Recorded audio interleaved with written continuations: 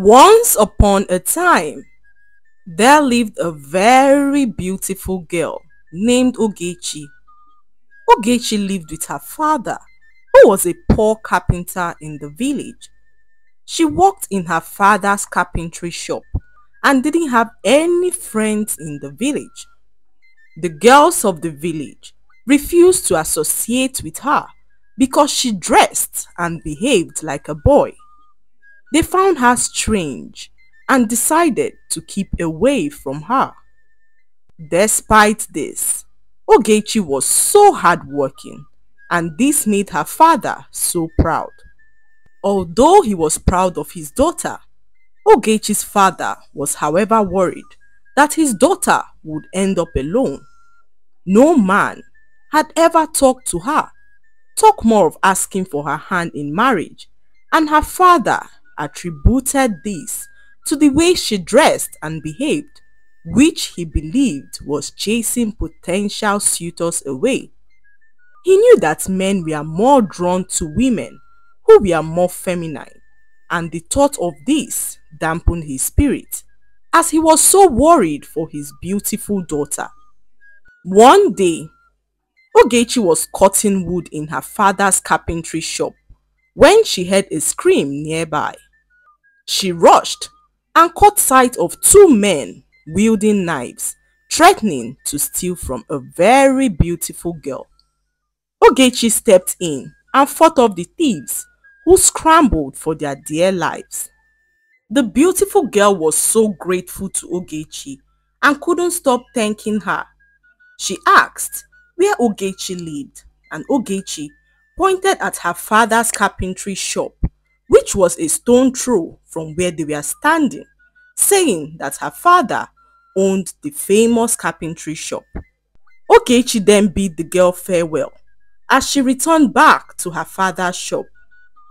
Ogechi and her father were walking in the shop when they received a visit from a very rich chief in the village. His name was Chief Udenze, and he came to ask for Ogechi's hand in marriage. Chief Udenze was a very old man who had several wives and children who were far older than Ogechi. He was extremely rich and owned one of the largest factories in the village. Chief Udenze offered to marry Ogechi in exchange for riches. He told Ogechi's father that if Ogechi accepted to marry him, that he would give them hectares of land which had great value. This broke Ogechi's father's heart, as he could not believe that Chief Udenze, who was a man as old as himself, was the only man who had shown interest in marrying his beautiful daughter. This, however, did not bother Ogechi, who told her father that she was not interested in marrying Chief Udenze. News of Chief Udenze's interest in Ogechi spread around the village, and Ogechi soon became a laughing stock in the village, especially amongst her peers. Whenever Ogechi walked past them, they would laugh and mock her, calling her a man in a woman's body. Her father's brothers, on hearing the enticing offer Chief Udenze made to Ogechi's father, held a meeting to convince Ogechi to marry Chief Udenze. Ogechi blatantly refused, and this resulted in an uproar as her uncles became agitated and began to call her wicked and inconsiderate for denying them the opportunity to be rich.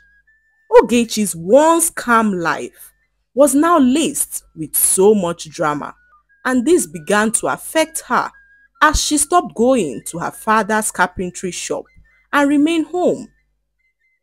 For weeks, Ogechi refused to leave her house. She began to think and question why her life had to be so miserable. One afternoon, Ogechi was home crying when she heard a knock on her door. She was reluctant to open the door at first, but the person's persistence moved her to check who it was.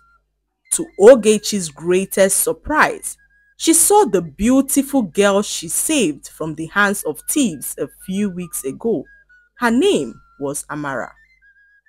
When Ogechi saw Amara, she was shocked. She asked how Amara was able to locate her home, and Amara revealed that she stopped by Ogechi's father's shop earlier that morning and was told that Ogechi had not come to the shop in weeks.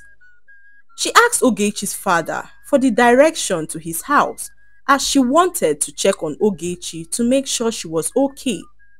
When Ogechi heard this, she was happy that Amara cared enough to check up on her. Amara looked at Ogechi and noticed that something was wrong, so she asked Ogechi what the problem was. Ogechi narrated everything that had been happening to Amara, who felt a great sympathy for her. Amara then decided to keep Ogechi company to cheer her up for some hours and left for her home late that night. The next morning, Amara returned with a very beautiful dress.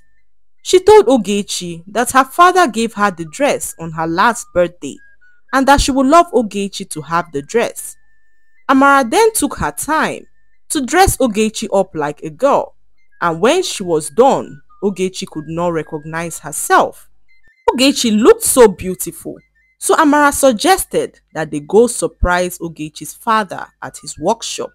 On their way to Ogechi's father's shop, all eyes gazed at Ogechi as the people murmured beneath their breath. They could not recognize Ogechi and they wondered who the beautiful girl was. When they arrived at Ogechi's father's workshop, he was shocked to see his daughter dressed up like a girl. She looked so beautiful, and this brought tears to his eyes as he began to thank Amara for gifting his daughter such a beautiful dress. For weeks, Amara always stopped by Ogechi's house to groom her on how to be a girl. Soon, the villagers got to know that the beautiful girl they came across the other day was Ogechi. The young men in the village began to troop to her house to ask for her hand in marriage. This was shocking to Ogechi, who had never received this sort of attention in her life. What she was sure of was the fact that these men were not genuinely in love with her, but in love with her looks. Although Ogechi was grateful for the effort Amara had put into making her regain her confidence, Ogechi was more comfortable as a tomboy and decided to remain that way. She discussed her decision with Amara, who was supportive of her and respected her decision to embrace her tomboyish nature. As days turned into weeks, Amara and Ogechi's friendship blossomed. They spent hours talking about their dreams and aspirations, and on one sunny afternoon, Ogechi confessed to Amara that she had always wanted to become a skilled blacksmith like the village's master craftsman Njoku, who was renowned for crafting the finest sword for the royal family of their village. Amara, always supportive of Ogechi's dreams, encouraged her to pursue her dreams. They decided on one fateful day to visit Njoku's workshop. On their way to the workshop, Ogechi and Amara decided to first stop by Ogechi's father's shop to tell him of her decision to become a skilled blacksmith. Her father, on hearing this, blessed his daughter's decision and encouraged her to follow her dreams. Ogechi was extremely happy and headed straight for Njoku's workshop. When they arrived at the workshop, Njoku welcomed them warmly with a hearty laugh. Ogechi then expressed her interest in learning the art of blacksmithing, and to everyone's surprise, Njoku agreed to take her on as an apprentice. For months, Ogechi remained dedicated in her determination to learn her new craft.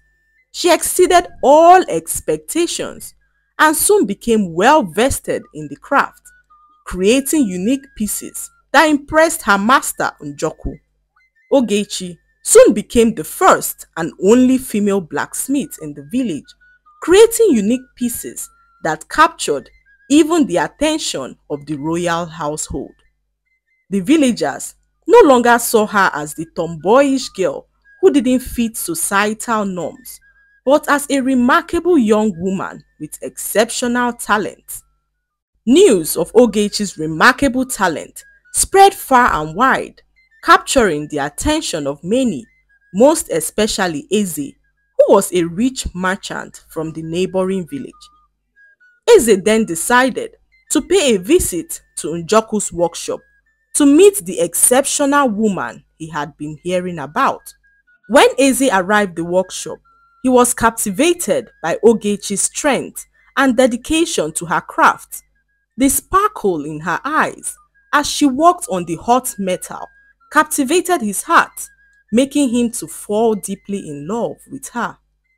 As they began to spend more time with Ogechi, as they got to know themselves better, their friendship deepened into something more profound, and Ogechi soon fell in love with Eze, who asked her to marry him.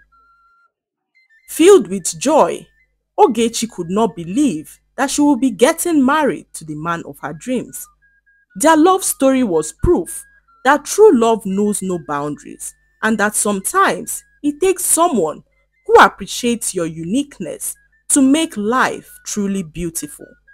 As the whole village celebrated Ogechi and Eze's love, Amara stood by her friend's side with a heart full of happiness for her friend, who captured the heart of a remarkable man despite being a tomboy. The lesson to be learned from this story is that everyone is unique in his or her own special way. So we should learn not to bend to the pressures of the society by changing who we are.